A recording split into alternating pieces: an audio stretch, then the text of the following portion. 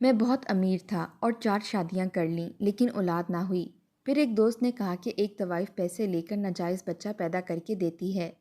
میں نے اس عورت کو گھر بلا کر اس کا نقاب اتارا تو میرے اوزان خطا ہو گئے، کیونکہ ڈاکٹر کی رپورٹ میرے ہاتھ میں تھی اور ایک مرد ہوتے ہوئے میرا ضبط جواب دے گیا تھا۔ میری چوتھی بیوی بھی بانجھ تھی۔ میں بالکل مایوس ہو کر رہ گیا تھا۔ میرے پاس بس اب ایک ہی راستہ بچا تھا اور وہ یہ کہ میں انور کی بات مان لیتا۔ میں نے بہت سوچ و بچار کے بعد انور کو فون کیا اور اسے کہا میں اس کی بات ماننے کو تیار ہوں۔ اگلے ہی روز میں اپنے دوست کے ساتھ اس جگہ آیا جہاں کی راتیں جاگتی تھیں اور دن سوتے تھے۔ ہر طرف گانوں کی آوازیں اور ڈھولک کی تھاپ کے ساتھ گھنگروں کی آوازیں بھی آ رہی تھیں۔ میں اپنے دوست کے ہمراہ ہی تیزی سے قدم اٹھاتا ہوا جا رہا تھا۔ اس وقت میرا دل بہت زور سے دھڑک رہا تھا۔ بے شک میں امیر شخص تھا، میرے پاس دولت کی کوئی کمی نہ تھی، لیکن یہ بھی سچ ہے کہ میں عیاش ہرگز نہ تھا۔ بازار حسن کی رونقوں سے مجھے کوئی غرض نہ تھا، بلکہ میں تو گردن جھکائے چل رہا تھا کہ کہیں کوئی مجھے پہچان نہ لے، کیونکہ میرا شمار لاہور کے بڑے بزنس مین میں ہوتا تھا۔ مجھے تو اپنی عزت کے لالے پڑے ہوئے تھے۔ یہ میری بہت بڑی مجبوری تھی جو مجھے یہاں لے کر آئی تھی۔ کافی پرانی عمارتیں تھیں، چھوٹی چھوٹی گلیاں تھیں۔ ہر 2 منزلہ عمارت سے ناچ گانوں کی ہی آوازیں گونج رہی تھیں۔ عمارت کے باہر منہ میں پان دبائے اس کوٹھے کے دلال کھڑے گاہکوں کو اپنے کوٹھے میں جانے کا کہہ رہے تھے، ساتھ ہی ساتھ بے باک سے جملے بھی بول رہے تھے۔ صاحب، ہمارے کوٹھے کو عزت بخش کے دیکھو، طبیعت خوش ہو جائے گی۔ ایسا ایسا مال موجود ہے کہ حشاش بشاش ہو جاؤ گے۔ یہ سب باتیں سن کر خفت اور شرم سے میرا چہرہ سرخ ہوا تھا۔ میں نے پہلے کبھی ایسی گفتگو سنی نہیں تھی۔ لگتا تھا جیسے کوئی کاروباری کپڑے کا بازار ہو اور دکاندار اپنی چیز کی تعریف کر کے اسے بیچ رہا ہو۔ کیا عورت اتنی سستی اور معمولی سی چیز تھی؟ بہرحال میں دل ہی دل میں دوست کی بات مان کر بہت پچھتا رہا تھا۔ مجھے یہاں آنا ہی نہیں چاہیے تھا، یہ میری غلطی تھی۔ میرا جی چاہا کہ یہیں سے واپس پلٹ جاؤں کہ جب ایک کوٹھے کے پاس جا کر میرا دوست انور کے قدم رکے تھے۔ اس سے پہلے کہ میں انکار کرتا، انور نے میرا ہاتھ پکڑا اور اس عمارت کی سیڑھیاں چڑھنے لگا۔ سیڑھیاں سیمنٹ کی بنی ہوئی تھیں، سیڑھیوں کی دیواروں پر پان کے داغ لگے ہوئے تھے۔ عجیب سی بو سیڑھیوں میں پھیلی ہوئی تھی۔ ہم لوگ اوپر گئے تو صحن میں سفید چاندنیاں بچھی ہوئی تھیں۔ سامنے اگربتی اور شراب اور گلاب کے پھولوں کی بو مل کر ایک عجیب سی بو کا احساس ہوا۔ سامنے سرخ گاؤ تکیوں پر ٹیک لگائے شائقین ایک لڑکی کا رقص دیکھ رہے تھے۔ وہ لڑکی پاؤں میں گھنگرو پہنے، گھیرے دار فراک پہنے، گانوں کی دھنوں پر رقص کر رہی تھی۔ سامنے ایک کونے پر ہارمونیم اور ڈھول والے بیٹھے تھے جو اپنا ہی راگ الاپ رہے تھے۔ سامنے تخت پر ایک ادھیڑ عمر خاتون بیٹھی، منہ میں پان دبائے اس لڑکی کے رقص کو دیکھتے ہوئے پاؤں ہلا رہی تھی۔ مجھے وہاں کا ماحول دیکھ کر وحشت سی ہوئی تھی۔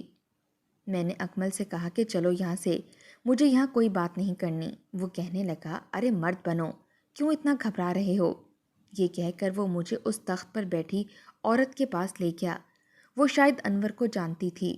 مجھے اس کے ساتھ دیکھ کر سر سے پاؤں تک دیکھ کر انور سے آنکھوں کے اشارے سے پوچھنے لگی کہ یہ کون ہے؟ انور نے کہا میرا دوست ہے، اسے رانی سے ملوا دو، اولاد چاہیے اسے۔ انور نے میرے آنے کی اصل وجہ بتائی۔ اس عورت نے پہلے تو اگلدان میں پان کی پیک پھینکی، پھر مجھے دیکھنے لگی، کہنے لگی بیٹھو میاں، یوں کھڑے کھڑے تو بات نہیں ہوگی۔ میں وہاں رکنا نہیں چاہتا تھا، بس میری مجبوری اور بے بسی مجھے یہاں لے آئی تھی۔ میں اسی تخت کے ایک کونے میں جا کر بیٹھ گیا۔ وہ کہنے لگی، دیکھو صاحب، میں پیسوں میں کمی نہیں کرتی، پورے سال میری لڑکی میرے کسی کام کی نہیں رہے گی۔ تیرے بچے کو اپنے وجود میں پالے گی تو ظاہر ہے کما کر تو نہیں دے گی نا، اس لیے 10 لاکھ لوں گی، آدھی رقم پیشگی دینی پڑے گی۔ میرا دل اب بھی اندر سے بے چین تھا۔ میں نے ایک نظر انور کی طرف دیکھا تو وہ مجھے اطمینان دلانے لگا۔ میں نے کہا کہ لڑکی کو یہاں نہیں رکھوں گا۔ وہ کہنے لگی 12 لاکھ۔ میں نے جیب سے اپنی چیک بک نکالی اور 12 لاکھ کا چیک اسے دے دیا۔ میرے لیے پیسے کوئی مسئلہ ہی نہ تھے۔ اس عورت کی آنکھیں یک مشت 12 لاکھ کی رقم کا چیک دیکھ کر پھٹی کی پھٹی رہ گئی تھیں۔ وہ مجھے مسکرا کر دیکھنے لگی، پھر اس نے ایک لڑکی کو پکارا، ارے او چمبیلی، کہاں مر گئی، ادھر آ۔ اس کی پکار پر ایک لڑکی اس کے پاس آ گئی۔ سانولی سی تھی لیکن چہرے کے نقوش پرکشش تھے۔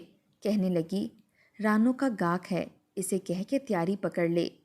اس سے پہلے وہ چنبیلی نامی لڑکی حکم کی تکمیل کرتی، میں نے اس عورت سے کہا، پہلے میں لڑکی دیکھنا چاہتا ہوں۔ لڑکی خوبصورت ہونی چاہیے، مجھے بچہ خوبصورت چاہیے۔ میری بات سن کر وہ عورت کہکا لگا کر ہنسی تھی۔ ہاں جا کے دیکھ لے، ہوش نہ اڑ جائیں تو کہنا۔ جا چنبیلی، صاحب کو رانو کا دیدار کروا دو۔ وہ چنبیلی مجھ سے کہنے لگی، آئیے صاحب۔ میں کھڑا ہو گیا اور اس چنبیلی نامی لڑکی کے ہمراہ ہی میں چلنے لگا۔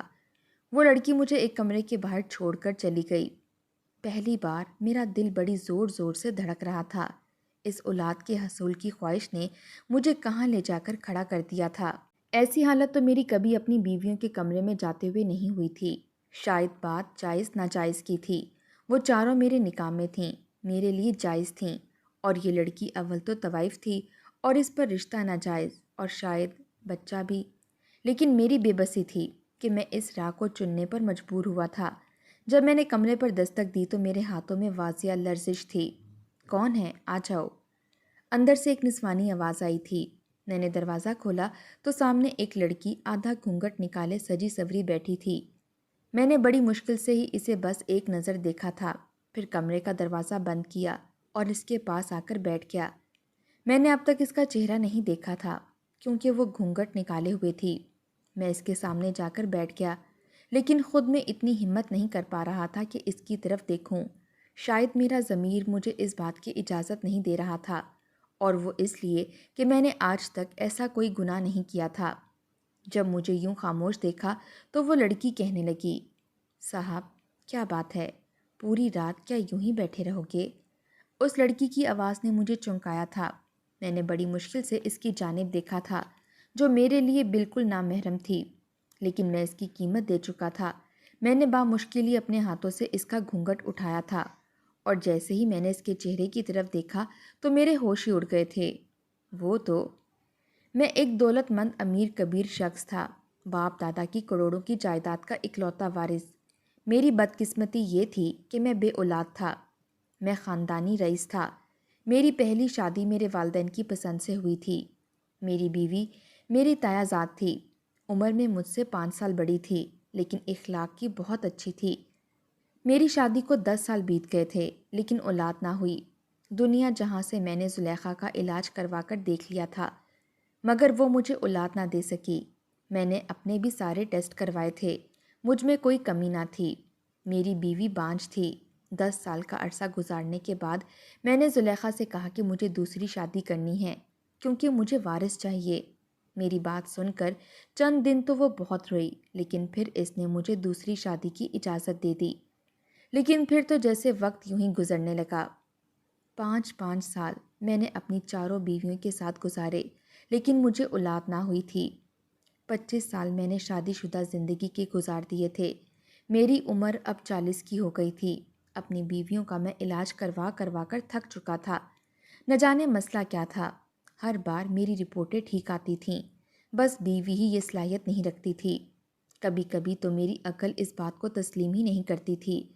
مسئلہ ایک بیوی میں ہوتا تو سمجھ بھی آتی، 4 بیویوں میں یہی مسئلہ تھا۔ بہرحال اب میں 5ویں شادی نہیں کر سکتا تھا، اس کے لیے مجھے اپنی ایک بیوی کو چھوڑنا پڑتا، لیکن میری ساری ہی بیویاں نیک اتوار کی مالک تھیں۔ میں کیسے ان میں سے کسی ایک کے ساتھ زیادتی کرتا؟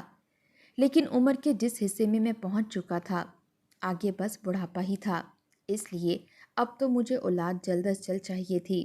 میں نے اسی سلسلے میں جب اکمل سے بات کی تو اس نے مجھے یہ راستہ بتا دیا جو سراسر گناہ کا تھا۔ پہلے تو میں نے فوراً سے انکار کر دیا۔ میں نے کہا، میں ایک خاندانی شریف انسان ہوں، ایک طوائف سے کیوں اولاد پیدا کروں گا؟ وہ کہنے لگا کہ پھر ایک بیوی کو طلاق دے دو، تمہاری پہلی بیوی ویسے بھی اب بیمار رہنے لگی ہے۔ اکمل کی بات سن کر میں نے کہا، اس وقت ہی تو اسے میری سب سے زیادہ ضرورت ہے، میں اسے کیوں چھوڑ دوں؟ وہ مجھ سے کہنے لگا کہ پھر اپنی عمر دیکھ لو، بڑھاپے میں قدم رکھ چکے ہو، آگے بس وقت گزارنے کے ساتھ ساتھ اولاد ہونے کے چانسز بھی کم ہوتے جائیں گے۔ بات تو اکمل کی بھی ٹھیک تھی، مجھے وارث چاہیے تھا ہر صورت۔ اکمل کہنے لگا کہ جو میں بتا رہا ہوں اس سے تجھے بچہ بھی ہو جائے گا اور تمہیں 5ویں شادی بھی نہیں کرنی پڑے گی۔ پھر تم دنیا کو کہہ دینا کہ چاروں بیویوں میں سے کسی سے بچہ ہوا ہے، کسی کو کچھ بھی خبر نہیں ہوگی۔ میں کافی دن تک اسی پر سوچتا رہا۔ اولاد کا حصول اس وقت میرے لیے بہت ضروری تھا، ورنہ میرا نام لینے والا تو کوئی نہ ہوتا۔ پہلے تو میرا جی چاہا کہ اپنی بیویوں سے مشورہ کرتا ہوں، لیکن ظاہر ہے وہ مجھے کبھی بھی ایسا مشورہ نہیں دے سکتی تھیں۔ میں بہت پریشان تھا۔ انہی دنوں میں اپنی اولاد کے حصول کے لیے بھی پریشان تھا، اور دوسری طرف میری پہلی بیوی بہت زیادہ بیمار رہنے لگی تھی۔ میں نے اپنی باقی تینوں بیویوں سے اجازت لی اور زیادہ وقت پہلی بیوی کو ہی دینے لگا۔ خود پر 3 سوتنیں برداشت کی تھی اس نے، لیکن میری بیویوں میں یہ بات بھی تھی، لڑتی جھگڑتی بالکل بھی نہیں تھیں، آپس میں مل جل کر رہتی تھیں۔ پھر میں نے شادی کے معاملے میں نے اب تک کم عمر لڑکی کا انتخاب نہیں کیا تھا۔ میری باقی کی 3 بیویاں بھی اچھی عمر کی تھیں، کوئی یتیم تھی تو کوئی بے سہارا۔ میں نے شادی ایسی لڑکیوں سے کی تھی تاکہ انہیں سہارا بھی مل جائے اور مجھے اولاد۔ لیکن قسمت کا بھی عجیب کھیل تھا کہ چاروں ہی بیویوں میں مسئلہ تھا، لیکن مجھ میں نہیں۔ میں بہت پریشان تھا، کسی بھی بیوی کو چھوڑنا نہیں چاہتا تھا، لیکن دوسرا راستہ جو انور نے بتایا تھا اس پر بھی میرا دل نہیں مان رہا تھا۔ لیکن بہت سوچ و بچار کے بعد میں آخرکار اس فیصلے پر پہنچ گیا تھا کہ انور کی بات مان لینے میں کوئی حرج نہیں ہے، اس لیے اس کے ساتھ کوٹھے پر آ گیا۔ لیکن جب میں نے اس لڑکی کو دیکھا تو میرے ہوش اڑ گئے تھے۔ اسے دیکھتے ہی میں کمرے سے باہر نکل گیا، پھر اس کوٹھے پر رکا نہیں۔ اکمل مجھے پکارتا ہی رہ گیا، پوچھتا رہ گیا کہ فیضان تمہیں کیا ہوا ہے، لیکن میں نے کوئی جواب نہیں دیا۔ تیز قدموں سے اس بازار حسن سے نکل کر اپنی گاڑی میں بیٹھ گیا۔ میں نے اکمل کے بھی آنے کا انتظار نہیں کیا، ڈرائیور سے کہا کہ گھر چلو۔ پورا راستہ میں نے بے چینی سے کاٹا تھا، ایک پل مجھے چین نہیں آیا تھا۔ گھر آ کر بھی میری بے چینی بدستور قائم تھی۔ میں آج کسی بھی بیوی کے کمرے میں نہیں جا پایا تھا۔ ڈرائنگ روم میں بیٹھا سگریٹ پیتا رہا۔ آدھی رات بیت گئی تھی اور میرے دماغ کی کھولن بڑھنے لگی تھی جب میری پہلی بیوی ڈرائنگ روم میں آ گئی۔ مجھے کہنے لگی، فیاض کیا بات ہے، سوئی نہیں آپ؟ میں نے ایک نظر اس کی طرف دیکھا، پھر نفی میں سر ہلا دیا۔ وہ میرے پاس بیٹھ گئی، کہنے لگی، فیاض کیا پریشانی ہے آپ کو؟ میں نے ایک نظر اس پر ڈالی جس کا میرا پچھلے 25 سال کا ساتھ تھا، وہ اب بیمار رہنے لگی تھی۔ میں نے اس کا ہاتھ تھاما اور کہا، تمہاری طبیعت کیسی ہے؟ کہنے لگی، مجھے اپنے بچنے کی امید نہیں ہے، میرے پیٹ میں بنی رسولیاں پھٹ کر کینسر کی شکل اختیار کر گئی ہیں، یہ آپ بھی جانتے ہیں۔ میں جانتا تھا کہ وہ چند ماہ کی مہمان ہے، اسی لیے اب سارا وقت اسی کے پاس گزارتا تھا۔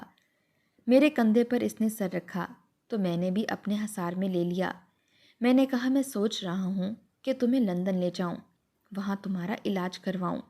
میری بات پر وہ کہنے لگی، کوئی فرق نہیں پڑے گا، وقت گزر چکا ہے میرے علاج کا، بس آپ میری خواہش پوری کر دیں، مجھے طلاق دے کر شادی کر لیں۔ اس کی بات پر میں برجستہ اس کی طرف دیکھا تھا۔ وہ کہنے لگی، میں اسی گھر میں ایک کمرے میں رہ لوں گی، لیکن میں مرنے سے پہلے آپ کا بچہ دیکھنا چاہتی ہوں۔ اس کی بات سن کر میری آنکھوں کے سامنے ماہنور کا چہرہ گھومنے لگا تھا۔ میں نے اسے کہا کہ میں تمہیں اتنا بڑا غم نہیں دے سکتا، پہلے ہی تم پر سوتنے لا چکا ہوں، شاید اسی غم میں تم اس بیماری سے دوچار ہو گئی ہو۔ وہ کہنے لگی، ایسا نہیں ہے، میں تو یہ چاہتی تھی کہ آپ صاحب اولاد ہو جائیں، مگر یہ نہیں پتا تھا کہ میرا سایہ آپ کی باقی بیویوں کو بھی بانجھ کر دے گا۔ یہ کہہ کر وہ رونے لگی تھی۔ میں نے کہا، ایسا کیوں سوچتی ہو؟ اولاد شاید میرے نصیب میں ہی نہیں ہے۔ میری بات سن کر وہ کہنے لگی، آپ نے شادی ہمیشہ بے سہارا لڑکیوں سے ہی کی ہے تاکہ آپ کی کوئی نیکی اللہ کو پسند آ جائے، تو پھر رات کو اس طوائف خانے سے کیوں بھاگ کر واپس آ گئے؟ اس کے منہ سے یہ سن کر مجھے حیرت کا جھٹکا لگا تھا۔ میں نے کہا، تمہیں کس نے بتایا؟ میری بات پر اس نے گہری سانس لی، کہنے لگی، وہ چھوڑیں، میری بات کا جواب دیں۔ میں نے کہا، میرا دل نہیں مانا، کیونکہ وہ طوائف ہے، پھر بہت کم عمر سی ہے، بس 18 سالہ لڑکی ہے، اسے دیکھ کر تو مجھے اس پر بس ترس ہی آ سکتا تھا۔ پتہ نہیں کس کم عمری میں اس بیچاری سے یہ گھٹیا کام لیا جا رہا ہے، میں اسی لیے وہاں سے واپس لوٹ آیا تھا۔ وہ لڑکی 18 سال سے بڑی نہ تھی، بے شک بہت حسین تھی، مگر تھی کم عمر۔ میری بیوی کہنے لگی، اسی سے نکاح کر لیں۔ فیاض، اس کی بات میرے لیے غیر متوقع سی تھی۔ میں نے کہا ہوش میں تو ہو تم؟ ایک طوائف کب کسی سے شادی کرتی ہے؟ پھر اس کی مالکن کیوں مجھے یہ قدم اٹھانے دے گی؟ پھر وہ بہت چھوٹی ہے، اس کے پاس جاتے ہوئے بھی مجھے شرم آئے گی۔ میری بیوی کہنے لگی کہ ہو سکتا ہے آپ اسے اس کوٹھے سے آزاد کروانے میں کامیاب ہو جائیں تو اللہ آپ کو صاحب اولاد کر دے۔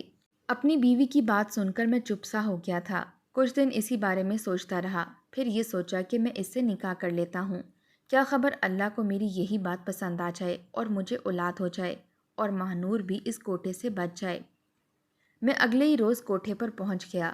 میری نیت اس لڑکی کو اس ماحول سے نکالنے کی تھی۔ میں نے 1 کروڑ کا چیک اس عورت کے ہاتھ پر رکھا۔ وہ کبھی مجھے دیکھ رہی تھی تو کبھی اس چیک کو، پھر کہنے لگی، اتنی بڑی رقم کیوں؟ میں نے کہا مجھے ماہنور سے نکاح کرنا ہے اور اس کے بعد اس کا اس کوٹھے سے کوئی تعلق نہیں ہوگا۔ وہ عورت لالچی سی تھی، اس لیے فوراً سے مان گئی۔ میں نے اپنی پہلی بیوی کی خواہش پر اسے طلاق دے دی۔ وہ میرے ہی گھر کے ایک کمرے میں رہنے لگی تھی۔ میں اس کے سامنے تو نہیں جاتا تھا لیکن اس کی ہر چیز کا خیال رکھنے کی پوری کوشش کرتا تھا۔ میں نے چند لوگوں کی موجودگی میں رانو سے نکاح کر لیا، اسے اپنے ساتھ اپنے گھر لے آیا۔ وہ پھٹی پھٹی آنکھوں سے میرا محل نما گھر دیکھ رہی تھی۔ کہنے لگی، سیٹھ یہ سب تمہارا ہے؟ تو بڑا امیر ہے، میرے ساتھ ساتھ تو بڑا کچھ خرید رکھا ہے۔ میں عمر میں اس سے بہت بڑا تھا، اس لیے اس کا لہجہ سن کر مجھے برا سا لگا تھا، کیونکہ میں اس کا گاہک نہیں بلکہ شوہر تھا۔ میں نے اپنی تینوں بیویوں سے ماہنور کا تعارف کروایا، پھر اسے اپنی پہلی بیوی سے بھی ملوایا۔ آخر میں نے اپنی بیوہ سے کہا کہ وہ اسے میرے کمرے میں چھوڑ آئے۔ وہ اسے میرے کمرے میں چھوڑ آئی۔ رات دیر میں ڈرائنگ روم میں بیٹھا سگریٹ پیتا رہا۔ نہ جانے کیوں کمرے میں جانے کی میری ہمت نہیں ہو رہی تھی۔ میری پہلی تینوں بیویاں با کردار اور نیک سیرت کی مالک تھیں، اور یہ لڑکی، اس کی زندگی میں آنے والا میں پہلا مرد نہ تھا۔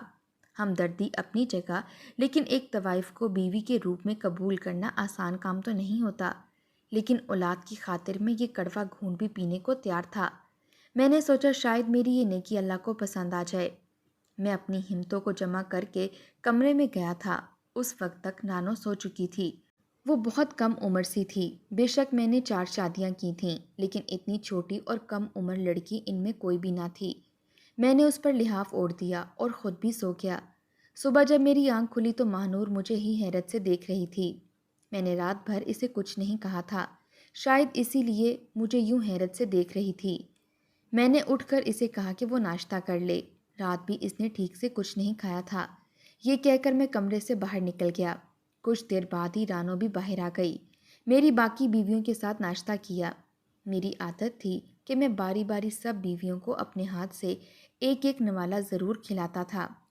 چاروں بیویوں کے ساتھ میں نے آج تک انصاف والا معاملہ ہی کیا تھا۔ چند دن میں نے ماہنور سے کسی قسم کا کوئی رشتہ قائم نہیں کیا تھا۔ ہاں، اس سے اچھے سے بات ضرور کرتا تھا۔ چند دن ہی گزرے تھے کہ وہ مجھ سے کہنے لگی، صاحب مجھے یہ بتائیں، آپ نے اتنے پیسے دے کر مجھے خریدا کیوں تھا؟ میں اس کے منہ سے یہ سن کر حیران ہوا تھا۔ میں نے کہا، یہ بات کیوں کی تم نے؟ میں نے تمہیں خریدا نہیں ہے، تم سے نکاح کیا ہے۔ مجھے اس کی یہ بات بری سی لگی تھی۔ وہ کہنے لگی، میں جانتی ہوں کہ نکاح سے پہلے 1 کروڑ کی رقم آپ نے ادا کی تھی۔ مجھے تو لگا تھا کہ آپ ایک رات کا بھی صبر نہیں کریں گے اور مجھ سے اپنے پیسے وصولنے کی کوشش کریں گے، لیکن آپ نے تو… اس کی بات پر مجھے شدت سے غصہ آنے لگا۔ اگر وہ مزید ایسا ہی کچھ بولتی تو شاید میں اس کے منہ پر تھپڑ مار دیتا، لیکن وہ چپ ہو گئی تھی۔ میں نے کہا، تم میری بیوی ہو، سمجھی، کوئی بازارو نہیں۔ آئندہ ایسی بات مت کرنا مجھ سے۔ نہ چاہتے ہوئے بھی میرا لہجہ بلند ہوا تھا۔ مجھے یوں غصے میں دیکھ کر وہ تذ بذب کا شکار ہوئی تھی۔ کہنے لگی، ہم سے سب ایسی ہی باتیں کرتے ہیں صاحب۔ میں نے تو ہوش سنبھالتے ہی مرد کے ایسے ہی روپ دیکھے ہیں، نوچ کھانے والے، جنون اور بربریت کا نشانہ بنانے والے، بھوکے کتوں جیسے۔ مجھے حیرت ہوئی کہ آپ کیسے مرد ہو جس نے میری سب سے بڑی قیمت ادا کی لیکن پہلی رات مجھے سکون سے سونے دیا۔ مجھے حیرت ہوئی تھی، ورنہ مجھے تو تیز بخار میں بھی کسی مرد نے نہیں بخشا تھا۔ یہی کہتے تھے کہ تیری قیمت اس لیے نہیں بھری کہ تیرے بخار کا لحاظ کریں۔ یہ کہتے ہوئے ٹپ ٹپ آنسو اس کی آنکھوں سے گر رہے تھے۔ پھر اس نے اپنے بازوؤں سے قمیض اوپر کی۔ اس کا بازو بری طرح سے سگریٹ کے نشانوں سے جلا ہوا تھا۔ ایسی بے حسی دیکھ کر میں نے زور سے آنکھیں بند کر لیں۔ کہنے لگی، یہ دیکھو صاحب، میرے ساتھ مرد یہ سب کرتے ہیں، میں نے تو آج تک مرد کو ایسا ہی دیکھا ہے، لیکن تو نہ جانے کیسا ہے، سب میں الگ ہے، مجھے خرید کر بھی تو نے مجھے استعمال نہیں کیا۔ میں نے کہا، تم میری بیوی ہو اور اللہ نے بیوی کے ساتھ نرمی کا معاملہ کرنے کا حکم دیا ہے، اور تم تو ہو بھی کم عمر اور نازک۔ میں سمجھ نہیں پا رہا تھا کہ تمہارے پاس آؤں کیسے۔ بہرحال ایک ہی رات میں مہنور کی سنگت نے مجھے تڑپا کر رکھ دیا تھا۔ اس کے وجود پر لگے گھاؤ دیکھ کر میرا دل جیسے چھری سے کٹا تھا۔ 18 سالہ لڑکی کے ساتھ جو ستم کیے گئے تھے بالکل غیر انسانی تھے۔ بہرحال وقت کے ساتھ ساتھ مہنور کے گھاؤ بھی بھرنے لگے۔ وہ مجھ سے کہتی، آپ نے مجھ جیسی بد کردار کو نکاح کے رشتے سے معتبر بنا دیا ہے۔ وہ میرے اخلاق اور محبت سے بہت متاثر ہو گئی تھی۔ آہستہ آہستہ اس کی زبان بھی ٹھیک ہو گئی تھی۔ وہ مجھے ادب سے بات کرنے لگی۔ میری شادی کے چند ماہ بعد ہی مجھے وہ خوشی ملی تھی جس کی میں نے بہت دعائیں کی تھیں۔ مہنور امید سے ہو گئی۔ مجھے تو اپنے کانوں پر یقین ہی نہیں آ رہا تھا۔ میں اپنے رب کے حضور سجدے میں رو رو کر شکر کرنے لگا۔ 9 ماہ تک میں نے مہنور کا بہت خیال رکھا، اسے بستر سے پاؤں بھی نیچے نہیں اتارنے دیے تھے۔ لیکن جب ڈیلیوری کا وقت قریب آیا تو میں لیبر روم کے باہر بہت بے چین سا چکر کاٹ رہا تھا، جب لیڈی ڈاکٹر باہر آئی اور بہت پریشان تھی۔ مجھ سے کہنے لگی کہ آپ کی بیوی کی حالت ٹھیک نہیں ہے، یا ہم ماں کو بچا سکتے ہیں یا پھر بچے کو۔ یہ سن کر میرے ہوش اڑ گئے تھے۔ مجھے اتنے عرصے بعد اولاد کی خوشی مل رہی تھی، لیکن میرے سامنے ایک آزمائش سی کھڑی ہو گئی۔ اس وقت میری حالت کیا ہو سکتی تھی، یہ وہی شخص جان سکتا ہے جس پر یہ سب بیتا ہو۔ میں نے اپنی آنکھیں بند کر لیں۔ میں نے کہا، آپ ماں کو بچائیں، بچے کا اللہ مالک ہے۔ وہ لیڈی ڈاکٹر اندر چلی گئی اور میری آنکھوں سے آنسو بہنے لگے تھے۔ بے شک میری پہلے سے 3 بیویاں اور بھی تھیں، لیکن میں اپنی خواہش کی خاطر کسی کی جان لینے کا نہیں کہہ سکتا تھا۔ میرے آنسو میرے اختیار میں نہ تھے، اس لیے بہنے لگے۔ کچھ دیر بعد ہی لیڈی ڈاکٹر باہر آئی۔ میں نے اس سے پوچھا، میری بیوی کیسی ہے؟ وہ کہنے لگی، ماں بیٹا دونوں ہی خطرے سے باہر ہیں۔ یہ سن کر مجھے حیرت کا جھٹکا سا لگا تھا۔ میں بہت خوش ہوا تھا جب نرس نے میرے کانپتے ہاتھوں میں میرے بیٹے کو ڈالا تو اسے سینے سے لگائے میں پھوٹ پھوٹ کر رونے لگا۔ میرے اللہ نے مجھے میرے صبر کا بہترین انعام دے دیا تھا۔ بے شک اللہ اپنے بندوں پر وہ بوجھ نہیں ڈالتا جو وہ اٹھا نہ سکے۔